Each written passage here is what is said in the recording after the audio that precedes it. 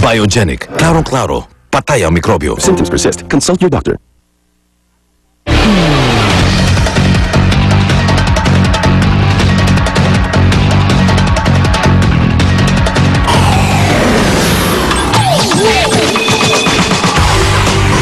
Nagbabalik unang balita, A-Division Boxing Champion Manny Pacquiao nagsimula na maghanda para sa susunod niyang laban. Pero tikong pa rin ang kanyang bibig kung sino ang makakabakbakan. Ayon naman sa kanyang trainer, si Buboy Fernandez, pinag-aaralan pa rin ng Team Pacquiao kung itutuloy ang laban ni Pacman kay Floyd Mayweather Jr. Ang gusto raw kasi ni Pretty Boy, 70-30 na hatian sa kita. Pero ang gusto naman ni Pacman, patas ang baking hatian. Nag-exercise na ako, but yung training talaga na formal, wala pa.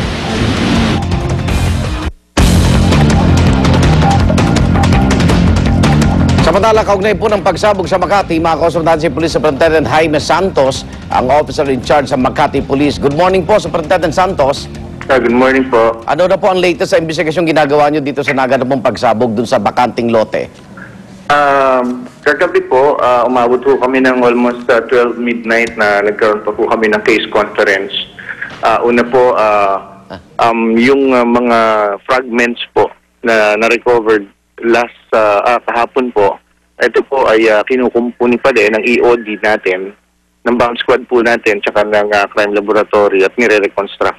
At siguro ho before lunch today, magka-come up na kami doon sa yung parang pinaka-official na statement kung ano talaga yung klase na ginamit last kahapon dun sa area. Okay. Ngayon po. Ano po ito? Sinadya o planado? O aksidente ano lang po, Superintendent Santos? Maaari pong masabi natin na sinadya. Sinadya. Kaya lang, ang kagandahan naman po doon at nagpapasalamat naman po tayo sa Panginoon Diyos. Ito po ay wala pong naging biktima, walang tinamaang tao, walang namatay. Kung sinadya, bakanting lote, hindi ho ba parang tinesting yung uri ng pasabog na yon? Pwede po natin sabihin na gano'n. Pero yun nga ho, katulad nga ho ng sinabi ko, wala po tayong, yung punto po natin, wala pong nasaktan at namatay. Pero may mga gusali ho na naapektuhan? Meron po yung wall po nung Salcedo Park. Yung wall po ng Salcedo Park, doon po tumama yung, yun po yung tinamaan ng mga pinagkuhanan natin ng fragment. Opo. Pero doon po sa inyong mga tauhan sa bomb squad, pag ganito kalakas, ano ho ba mga uri ng pasabog ito? Homemade po ba ito o talagang isang uri ng bomba?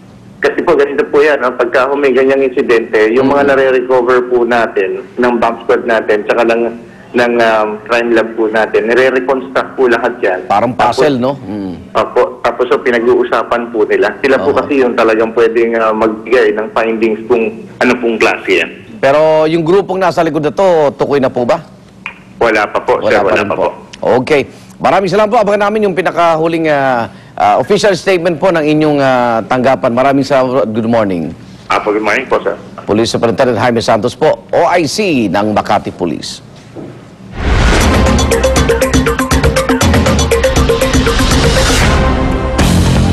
Anim na lalaki at isang babae arestado sa drug buy-bust operation sa Marilao, Bulacan. Naaktuhan umano ang mga suspect na gumagamit ng hinihinalang shabu. Nasamsam mula sa grupong ilang drug paraphernalia, digital weighing scale at 3 sachet ng hinihinalang shabu na nagkakahalaga ng 5,000 piso. Nakadetain ngayon sa Marilao Municipal Jail ang 7 suspect na naharap sa reklamong paglabag sa Comprehensive Dangerous Drugs Act. Umamin ng mga suspect na gumagamit sila ng illegal na droga pero itinanggi nilang nagtutulak sila.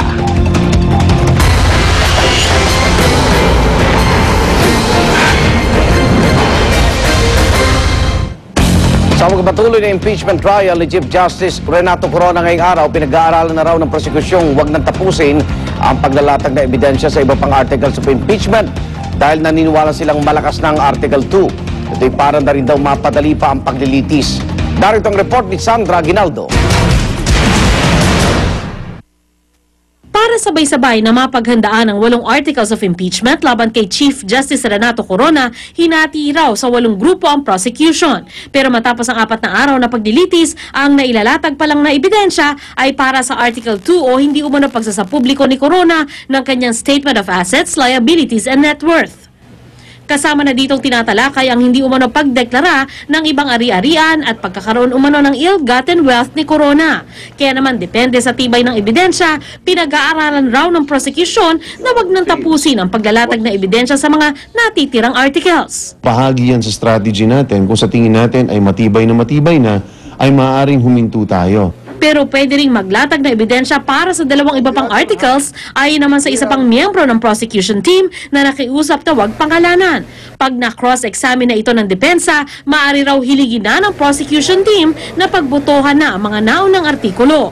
Taliwas ito sa sinabi na impeachment rules na kailangan kumpletuhin ang lahat ng artikulo. Nasa prosecution naman daw kasi talaga kung gusto pa nitong tapusin ang paglalatag ng lahat ng artikulo ayon kay Kimbo. Pinag-aaralan daw nila ito para wag nang tumagal ang paglilitis. Mas mabilis, mas maagang matapos, ay mas ikabubuti ng taong bayan. Nauna nang sinabi ng prosecution team na posibleng abutin ng 3 buwan ang paglilitis kung tatalakayin ang lahat ng articles.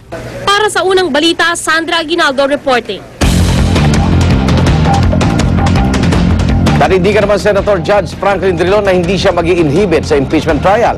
Kasunod na rin yan ang pahayag ng defense team na pinag-aaralan nilang maghain ng motion para hilingin mag-inhibit si Drilon.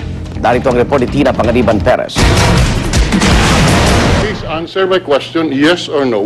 Obserbasyon daw ng ilan ayon sa defense panel, tila kumikiling sa prosekusyon ng mga tanong ni Senator Judge Franklin Drilon sa impeachment trial ni Chief Justice Renato Corona. Pati nga si dating Senador Kit Tatad, hindi napigilan ng sarili at lumapit kay Drilon para iparating ang ganitong puna. Kaya noong nakarang linggo pa raw pinag-aaralan ng mga abogado ni Corona kung maghahain ng motion para ipa-inhibit si Drilon o hinging wag na itong lumahok sa paglilitis. The motion to inhibit is something we're still looking into, that the defense team is considering, they're still studying if it's necessary. 2 beses na nga raw nila itong tinalakay ayon kay Attorney Ramon Esguera, pero hindi raw lahat sa kanila ay pabor sa motion for inhibition. Bukod sa umaasa pa rin daw silang tutuparin ng mga senator judge ang sumpa nilang magbibigay ng impartial justice, nangangamba rin silang baka magalit ang senator judge na hihingi nilang mag-inhibit. We're still dealing with human beings here, so it's hard to say that they will remain impartial, especially if a motion to inhibition is filed. Is the defense afraid of antagonizing some of the center judges or maybe alienating him, lalong magalit and maybe convict Corona in the end? Well, yan ang ibig kong sabihin. There are things na kailangan suriin, no? Pero ayon kay Drilon, walang dahilan para mag-inhibit siya. Kami po'y mayroon 2 minuto sa aming rules na magtatanong at kahit po sa husgado, ang isang huwes ay nagtatanong para maliwanagan ang anumang issue. Bukod kay Drilon, na pag-usapan din daw ng depensa ang iba pang kapartido ni Pangulong Noynoy Aquino sa Liberal Party. Kasabay nito ay tinatanggi ng depensa na pinatatagal ang paglilitis na 4 na araw pa lang naman daw tumatakbo. Kahit paano mo pa yan madaliin, hindi naman yata tama na minadali natin ang paglitis dahil lang naiinip yung mga manonood o kung sino man dyan. Hindi naman ito telenovela. As far as I know, I don't expect anything daming. I expect na maglalabas sila ng mga maliliit na bagay at palalakihin ito. Hindi raw delaying tactic ang mga tanong nila sa paglilitis, kundi tungkuling nakasaad sa batas. Ang ibigay ang pinakamagaling na depensa para sa kahit sino, kahit pa sa pinakamataas na opisyal ng hudikatura. Para sa unang balita, Tina Panganiban Perez reporting.